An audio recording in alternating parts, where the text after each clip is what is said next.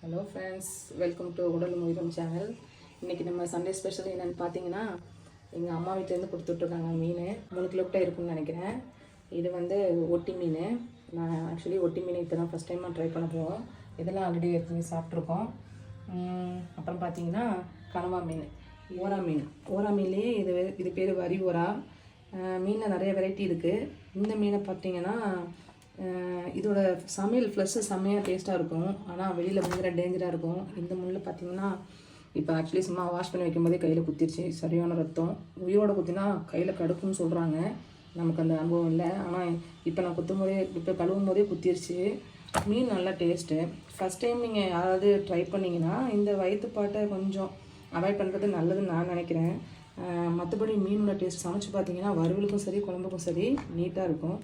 மீனை நீங்கள் இப்போ வாங்கும்போது இந்த ஏரியா பார்த்து தான் வாங்குவாங்க. இந்த செவுள் எவ்வளோ ரெட்டிஷாக இருக்குதோ அவ்வளோது ஃப்ரெஷ்ஷுன்னு அர்த்தம். இதை நான் பார்த்து தான் அனுப்பிவிட்ருக்காங்க அம்மா. நல்லா ஃப்ரெஷ்ஷான மீன் தான் இது. இந்த மீனை சமைச்சு பார்த்து ட்ரை பண்ணிவிட்டு எப்படி இருந்துச்சுன்னு எல்லாமே எனக்கு சொல்லுங்கள். எனக்கு தெரிஞ்ச வகையில் பெஸ்ட்டு இது. சாப்பாட்டுக்கு முள் ஜாஸ்தி இருக்காது. குழந்தைங்களுக்கு கொடுக்குறதுக்கும் நல்லா சூப்பரான மீன். வெட்டுறது தான் கொஞ்சம் ரிஸ்க்கு. அது ஏன்னா இந்த முள் குத்தினாலே போதும் நமக்கு. இப்போ எனக்கு லைட்டாக ஏறிடுச்சு. அதுவே பயங்கரமாக ப்ளட் ஆகாமல் வச்சுட்டு கொஞ்சம் பார்த்து கவனமாக ஹேண்டில் பண்ணிங்கன்னா இந்த மீன் டேஸ்ட்டு சூப்பர்.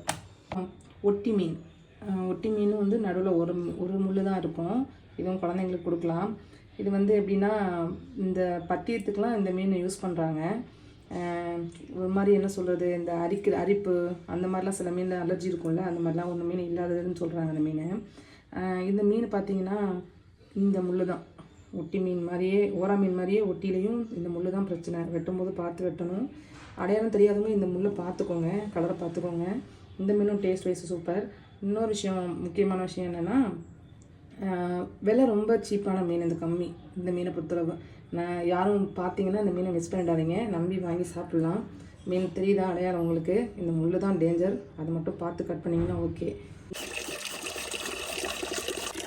இப்போ வரி ஓரா எப்படி கட் பண்ணுறதுன்னு காட்டுறேன்.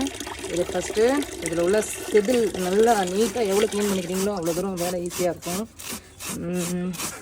இது எடுத்திங்கன்னா ஃப்ரெண்ட்ஸ் இங்கே பாருங்கள், நைஸாக வரும் செதில். இது ஃபுல்லாக நம்ம க்ளீன் பண்ணிட்டு தான் நம்ம இது சமைக்கிறதுக்கு இந்த மீன் ரெடி ஆகும். அப்போ நம்ம இதுக்கு இந்த வேலையெல்லாம் பார்த்து முடிச்சு விட்டால் தான் அது சமையலுக்கு ரெடி ஆகும். பாருங்கள், முடியாதவங்க நீங்கள் அங்கே வெட்டி வாங்குறதே பெஸ்ட்டு. ஏன்னா க்ளீனிங் வேலை தான் இது கொஞ்சம் மெனக்கெட்ட வேலை. ரொம்ப கேர்ஃபுல்லாக வேறு பண்ண வேண்டியது இருக்குது. இந்த முள் எப்போ ஏறுமோன்னு தெரியல.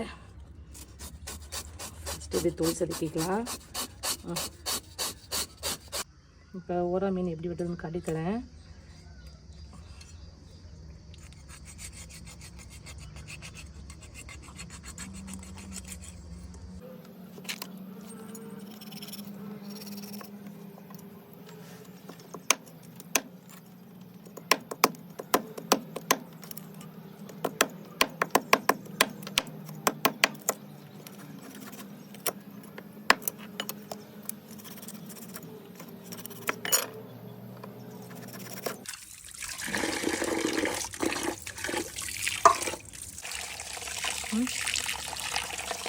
ஒரு வழியாக மீன் வெட்டி எடுத்தாச்சு மக்களே.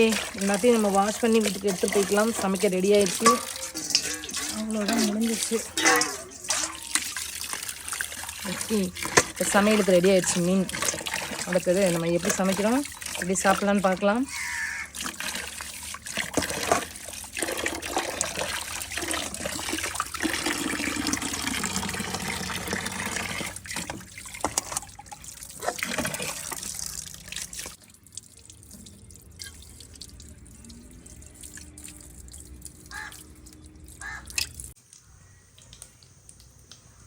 ஹலோ ஃப்ரெண்ட்ஸ், இன்றைக்கி மீன் குழம்பு வைக்கிறது எப்படின்னு பார்க்கலாம். சட்டி வச்சு எண்ணெய் ஊற்றிட்டேன். தாளிப்பு ஐட்டம் மட்டும் போட்டிருக்கேன். வெந்தயம், பெருஞ்சீரகம், கடுகு ஃப்ளேவருக்காக இஷ்டமாக சேர்த்துக்கலாம். சில இதில் பிடிக்கலாம் விட்டுடலாம். இது என்னோடய ஸ்டைல். வெடிக்க ஆரம்பிச்சிச்சு.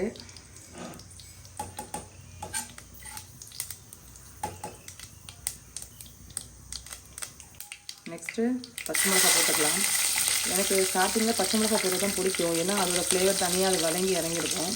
மீன் குழம்புல பச்சை மிளகாவோட ஃப்ளேவர் இருந்துச்சுன்னா ஃபீல் பண்ணி பாருங்கள் எப்படி இருக்குதுன்னு. செம்மையாக இருக்கும். மீன் குழம்பு மிஞ்சிருச்சுன்னா அடுத்த நாள் பார்த்திங்கன்னா அதை விட இந்த பச்சை மிளகாவோட டேஸ்ட் தான் நிறையா இருக்கும். நெக்ஸ்ட்டு பூண்டு போட்டுக்கலாம். குட்டி குட்டியாக வெட்டி வச்சுருக்கேன். மீனில் கேஸ்ட்ரிக் ஆகிறதுக்கு வாய்ப்பு இருக்குது, அதுக்காக தான். ரெண்டாவது பூண்டு போட்டிங்கன்னா நல்ல ஒரு ஃப்ளேவர் கிடைக்கும். பூண்டு வதங்க ஆரம்பிச்சிச்சு. வெட்டி வச்ச வெங்காயத்தை போட்டுக்கலாம்.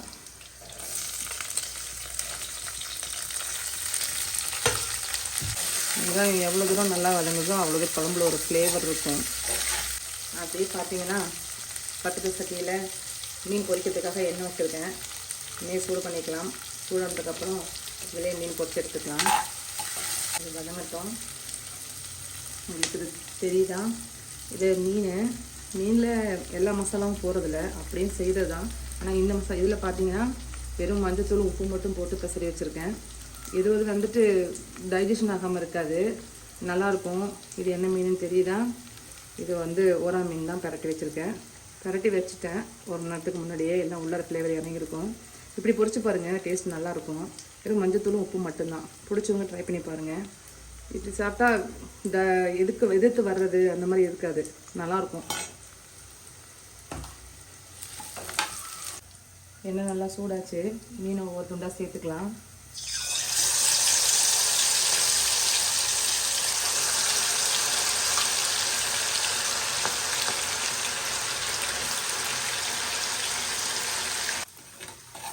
வெங்காயம் நல்லா வதங்கிருச்சு. வாசம் வர வரைக்கும் வதக்கினா போதும். தெரியுதா? இந்தளவு வதங்கினா போதும். அடுத்தது தக்காளி சேர்த்துக்கலாம்.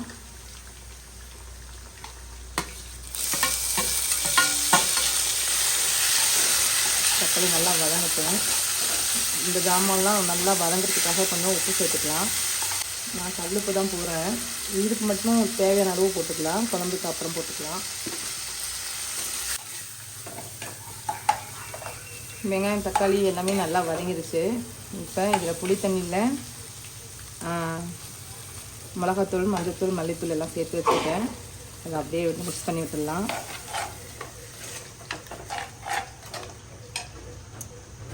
இது தேங்காய் பாலோட தண்ணி பால், திக்கான பால் லாஸ்ட்டு சேர்த்துக்கலாம். இப்போ தேவையான அளவு இதை சேர்த்துக்கலாம் குழம்புக்கு.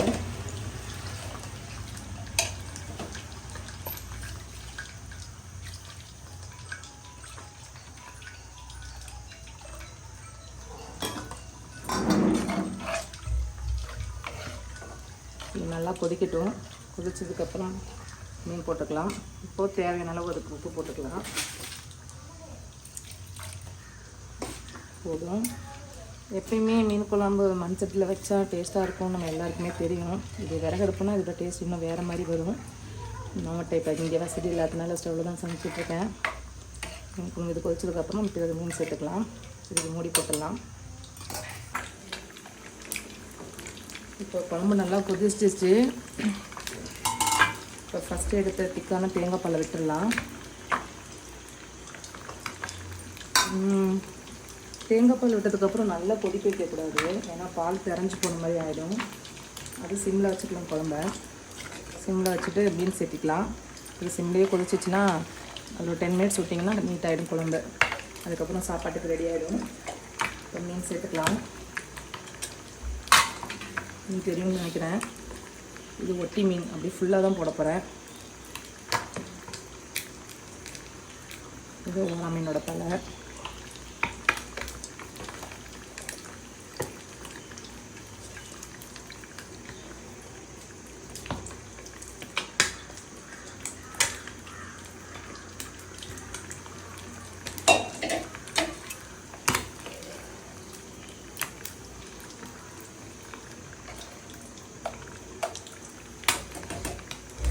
ஒரு கொதி வந்தோன்னா வெசமில் வச்சுக்கலாம்.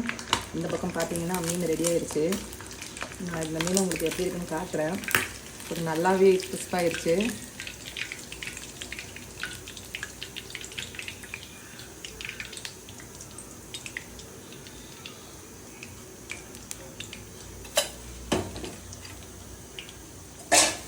அடுத்த மேலே சேர்த்து விட்டுறேன். அது பாட்டில் புரிஞ்சிட்ருக்கோம் பாருங்க. நம்ம பக்கம் நம்ம வேலையை பார்க்கலாம்.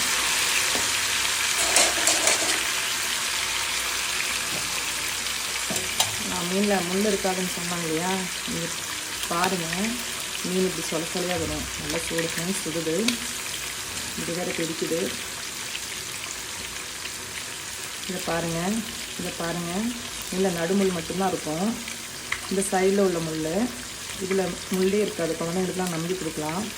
இதில் தெரியுதா, முள்ளே இருக்காது. டேஸ்ட்டும் சூப்பராக இருக்கும். நம்பி வாங்கி சாப்பிட்லாம். இந்த மாதிரி மீன் வாங்கினா அதை நீங்கள் ட்ரை பண்ணுங்கள்.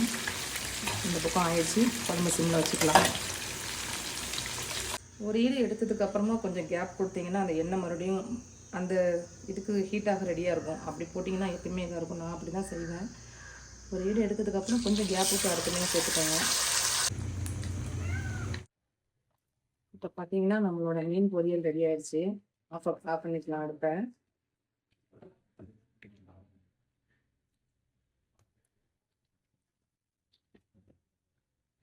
மேலே இந்த ஃப்ளேவர் இறங்கட்டும். பார்க்கவும் நீட்டாக இருக்கும். இந்த ஃப்ளேவர் இறங்குச்சுன்னா இன்னும் சூப்பராக இருக்கும். குழம்பு பார்த்தீங்கன்னா கொதிச்சிருச்சு. நீட்டாக ரெடி ஆயிடுச்சு. இந்த ஹேபிட் யாராருக்கு இருக்குன்னு தெரியல. ஆனால் எனக்கு பிடிக்கும். இன்னும் எக்ஸ்ட்ரா இருந்தால் போடலாம். ஆனால் கருவேப்பிலை கொஞ்சம் கம்மியாயிடுச்சு ஃப்ரெண்ட்ஸ். இதை இறக்கும் போது கொஞ்சம் நிறையா அப்படியே போட்டு ஆஃப் பண்ணி மூடிட்டிங்கன்னா அந்த கருவேப்பிலோட வாசம் நல்லாயிருக்கும். குழம்பு டேஸ்ட்டாக இருக்கும். அவ்வளோதான் ஃப்ரெண்ட்ஸ், நம்மளோட சமையல் முடிஞ்சிருச்சு. மீன் குழம்பு, மீன் பொரியல். யாருக்கு பிடிச்சிருக்கோ அவங்களாம் சமைச்சு பாருங்கள். என்னோட சேனலை சப்ஸ்கிரைப் பண்ணுங்கள், லைக் பண்ணுங்கள், ஷேர் பண்ணுங்கள். Thank you friends. கொதிக்க மீன் குழம்பு ரெடி, மீன் பொரியல் ரெடி. சாப்பிட்டு பார்த்துட்டு சொல்லுங்கள் ஃப்ரெண்ட்ஸ். பாய்.